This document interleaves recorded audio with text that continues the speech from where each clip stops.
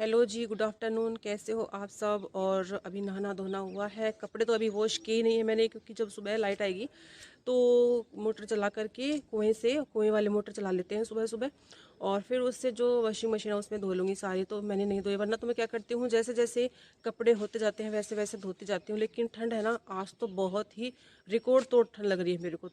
तो सुबह काफ़ी देर तक तो सूरज नहीं निकला था, और जैसे सूरज निकला तो अब जो है सूरज छिपने का टाइम आ गया है, धूप निकली तब जो है सूरज छिपने का टाइम आ गया है। पलक के पापा न जाने कहाँ जा रहे हैं। तो अभी चाय का टाइम भी हो गया है और चाय बनाऊंगी। उसके बाद में जो है चूल्हे के पास में ईंधन की व्यवस्था भी मुझे करनी पड़ेगी। तो लास्ट तक मेरी वीडियो में बने रहिएगा। यदि आप गांव का आनंद लेना चाहते हैं, गांव की व्यूज़ देखना चाहते हैं, तो प्लीज़ बने रहिए मेरे साथ। और यदि मेरा वीडियो थोड़ा बहुत भी पसंद आए तो लाइक ज़रूर करिएगा, सब्सक्राइब करिएगा। सब्सक्राइब करने के बाद में अनसब्सक्राइब मत कीजिएगा प्लीज़, इससे मेरा चैनल भी ग्रो हो जाएगा। और ऐसा भी नहीं है कि अनसब्सक्राइब करने से जो है नेट की प्रॉब्लम हो जाती है या उसके पैसे कटते हैं। मेरे साथ तो ऐसा कुछ नहीं होता गा, और मुझे कुछ ज़्यादा पता भी नहीं है। तो ठंड जो है आज तो लगता है जैसे सुबह बर्फ़ जमने वाली है, इतनी तेज़ ठंड है। तो फिर चलते हैं नीचे और मैं करती हूँ ईंधन की व्यवस्था, क्योंकि सुबह 10-11 बजे तक तो जो है आग जलाने का काम होता है, पानी गर्म करने का काम होता है। तो उसमें काफ़ी लकड़ियाँ हमें चाहिए होती हैं। यहाँ मैं आई थी किसी काम से प्याज देखने के लिए, और यहाँ पर है ना एक बिल्ली मुझे दिखाई दी थी जो धूप सेक रही थी। ये देखिए बिल्ली। और मैंने जैसे बेटे को बुलाया ना देखने के लिए, तो वो ना अचानक से डर के भाग गई। डर डर लगता है वैसे इनको, मतलब वैसे तो रसोई के अंदर भी घुस जाते हैं ये, लेकिन कोई दिख जाता है तो फिर भाग जाते हैं। तो मैंने इसका वीडियो बनाना चाहा, सोती हुई का, लेकिन बनाने नहीं दिया इसने, वो तुरंत ही भाग गई थी। गेहूँ काफ़ी बड़े बड़े हो गए ना, अभी बाल निकालने भी शुरू कर दिए हैं गेहूँ ने। ये देखिए हमारे पास में जो है वो डेयरी दिखाई दे रही है। यहाँ पर काफ़ी सारी गाय हैं, और इनका दूध जो है पास में ही एक डेयरी पॉइंट है, उसके ऊपर बेचा जाता है। पड़ोस का है ये खेत, पड़ोस का व्यू मैं आपको दिखा रही हूँ। और ये जो गेहूं की फसल देख रहे हो, ये हमारे खेत की ही फसल है। 7 बीघा में गेहूं है। और जो सूर्यास्त है, इसका नज़ारा सूर्य अस्त होने को है अपने, क्योंकि सुबह इसको फिर से उगना है, इसलिए अस्त तो होना ही है इसे। आज ठंड भी बहुत ज़्यादा है, कुछ ज़्यादा ही ठंड है।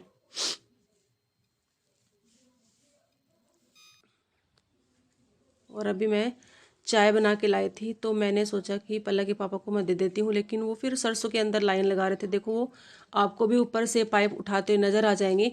तो पहले तो वो मुझे दिखाई ही नहीं दिए, क्योंकि सरसों बड़ी बड़ी हो गई थी। फिर मैंने आवाज़ लगाई ना, तो फिर वो बोले कि हाँ मैं लाइन लगा रहा हूँ और अभी मुझे टाइम लगेगा। तब मैंने सोचा कि चाय ठंडी हो जाएगी, तो मैं उसको वापस लेके गई। और फिर जब वो आए तब मैंने उसको गर्म करके दी थी, क्योंकि काफ़ी बड़ी बड़ी हो गई है सरसों। इसके अंदर चाहे कितने भी जानवर आ जाएं, कितने भी आदमी छुप जाएं, तो वो दिखाई नहीं देंगे। इतनी बड़ी बड़ी हो गई, चारों तरफ महक ही महक आ रही है। तो मैंने कहा था आपसे पहले भी कि मुझे ईंधन की व्यवस्था करनी है। तो ये जो है प्याज भंडार है, प्याज भंडार बनाया था हमने, बांस का है ये पूरा। और इन्होंने ही बनाया है, पलक के पापा ने अपने हाथों से, और अकेले ने बनाया, मतलब कोई भी इनकी हेल्प करने वाला नहीं था। इतने बड़े बड़े बांस थे, उनको काटना कोई आसान काम नहीं था। यहाँ पर जो उपले पड़े हैं कट्टे के अंदर, गोबर के कंडे भी बोलते हैं कई लोग इनको, तो वो मैं लेने के लिए आई थी। क्योंकि दूध गर्म करते हैं तो चूल्हे में यही देते हैं हम लोग, तो क्योंकि इसे धीरे धीरे आंच पे गर्म हो जाता है और दूध उफनता नहीं है, और मलाई भी अच्छी आती है। तो इनको ना तोड़ के ही लेके जाते हैं चूल्हे के पास में। जो साबुत होते हैं पूरे के पूरे, इनको ऐसे चूल्हे के पास में नहीं रखते, अशुभ माना जाता है। तो मुझे पहले नहीं पता था, जब शादी हुई थी तब काफ़ी डांट पड़ती थी इनके लिए। अब तो मुझे सारा पता चल गया है, तो मैं इनको तोड़ के ही ले जाती हूँ। चाहे तोड़ लो थोड़ी सी, मतलब थोड़ी सी टुकड़ा ही तोड़ लो, लेकिन तोड़ के ही ले जाना होता है। तो कमेंट करके बताइएगा कि आपके यहाँ भी ऐसा होता है क्या। गोबर के कंडे या उपले तो हर जगह ही होते होंगे, लेकिन जो शुभ अशुभ है या इस तरह की जो मान्यताएं हैं वो अलग अलग होती हैं। जैसे मैं बाहर निकली प्याज भंडार के, तो वो मुझे आवारा पशु दिखाई दिए। देखो ये आपको भी दिखाई दे रहे हैं, ऊंची ऊंची मतलब मिट्टी की बाड़ लगाई हुई है, और उसके ऊपर भी ये आ गए हैं। तो अब पूरी रात इनकी रखवाली करनी पड़ेगी, क्योंकि जब तक हम जाग रहे हैं तब तक तो ये खेत के अंदर नहीं आएंगे। और वो जो जिसके ऊपर वो चढ़े हुए हैं वो सरकारी ज़मीन है, ऊपर जोहड़ा है, तो वहाँ पर अभी खड़े हैं। और जैसे ही हम लोग अंदर घुस जाएंगे तो वो देखो एक तो दूसरे के खेत में घुस भी आया है और वो पीछे से उसको भगाने की कोशिश कर रहा है, तो फिर वो भाग रहा है। तो मैं उनके डर से जो प्याज भंडार है ये बंद कर रही हूँ, क्योंकि यदि मैं खुला छोड़ दूंगी तो वो इसके अंदर घुस जाएंगी। और काफ़ी सामान पड़ा हुआ है, टंकी पड़ी हुई है, पोल्ट्री फार्म के बर्तन हैं और चारा भी रखा हुआ है, तो वो खा जाएंगे। इस डर से मैं इसको बंद ही कर देती हूँ। कई बार मैं खुला भी छोड़ देती हूँ लापरवाही से, लेकिन आज मुझे याद आ गया है ये जानवर दिखते ही, तो मैं इसको बंद ही कर देती हूँ, फिर क्या पता भूल भी जाऊँ। तो ये रस्सी लटकाई हुई है, इसी से इसको बांध देते हैं। अच्छी तरह से गेट बंद नहीं होता है, इस तरह से अटका के छोड़ देते हैं। तो ये देखिए मेरी जो है चुकंदर की फसल है, मैंने बोए थे ये, और ये मेथी है। तो अभी मेथी बड़ी बड़ी हो गई है, ये सब्जी वाली मेथी, अलग से इसके बीज आते हैं वो वाली है।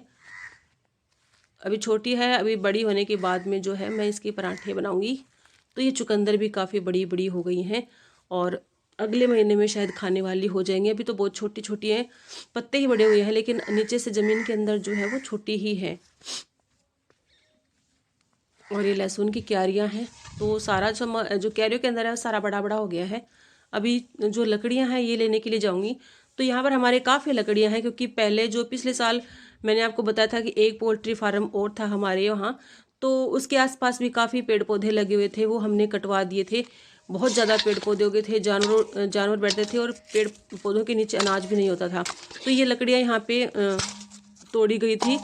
तो मैंने सोचा कि ये जो छोटे मोटे लकड़ियाँ हैं ये चूल्हे के पास में रख देती हूँ, बाकी जो मोटी मोटी लकड़ियाँ हैं वो पोल्ट्री फार्म में भट्टी के अंदर जलाई जाएंगी। लेकिन जो कचरा जैसा है ना, ये चूल्हे के पास में इजीली जल भी जाएगा और यहाँ से सफाई भी हो जाएगी।